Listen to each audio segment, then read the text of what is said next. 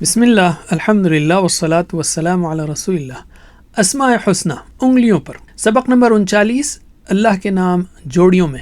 جب دو خوبیاں ایک ساتھ ہوں تو بات زیادہ اچھی لگتی ہے، جیسے استاد علم والا ہو اور مہربان بھی، ڈاکٹر ماہر ہو اور ہمدرد بھی، جج انصاف کرے اور سمجھدار بھی، دوست سچا ہو اور وفادار بھی، کھانا مزیدار ہو اور صحت بخش بھی۔ تو یہ صرف مثالیں ہیں، اللہ تعالیٰ سب مثالوں سے بڑا اور بلند ہے، اللہ کے جیسا کوئی نہیں۔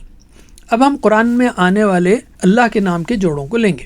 ہر جوڑا اللہ کی صفات کا ایک نیا پہلو سامنے لاتا ہے۔ گناہ گار بندے کی واپسی کے لیے اللہ کی صفات کی ان 3 جوڑیوں پر غور کیجیے۔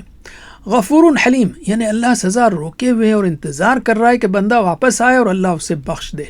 غفور الرحیم، جو واپس آ گیا اور معافی مانگ لی تو اللہ اس کے نہ صرف گناہ کو ڈھانک دیتا ہے بلکہ اس کو رحمت سے نوازتا ہے۔ غفور ودود، وہ بندے کے نہ صرف گناہ کو ڈھانک دیتا ہے بلکہ اس کو اپنی سچی محبت سے نوازتا ہے۔ سبحان اللہ۔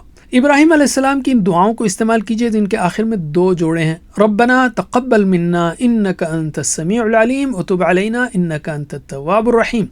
سمیع علیم، وہ تمہاری ہر بات سنتا ہے جو تم زبان سے کہتے ہو، اور ہر وہ خیال بھی جانتا ہے جو تم نے کبھی ظاہر نہیں کیا۔ تواب الرحیم، وہ صرف معاف ہی نہیں کرتا بلکہ اس کے بعد رحمت برساتا ہے۔ کچھ اور مثالیں لیجئے۔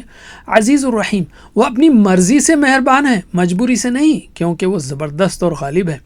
عزیز الحکیم، اس کی طاقت کبھی غلط استعمال نہیں ہوتی، اس کا ہر فیصلہ کامل حکمت والا ہوتا ہے۔ علیم الحکیم، اس کا ہر حکم حکمت والا ہوتا ہے کیونکہ وہ تمہیں پوری طرح جانتا ہے۔ سمیع بصیر، وہ ہر آواز سنتا ہے، وہ ہر کام دیکھتا ہے، کوئی چیز اس سے چھپی نہیں۔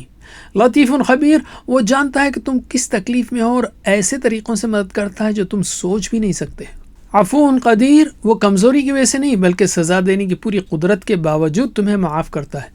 العلی العظیم، وہ کائنات کی ہر چیز سے اوپر ہے اور ہر چیز سے بڑا ہے، کوئی بھی اس کے قریب نہیں پہنچ سکتا۔ الواحد القہار، وہ اکیلا ہے اور پوری کائنات کی ہر چیز اس کے قبضے اور اختیار میں ہے۔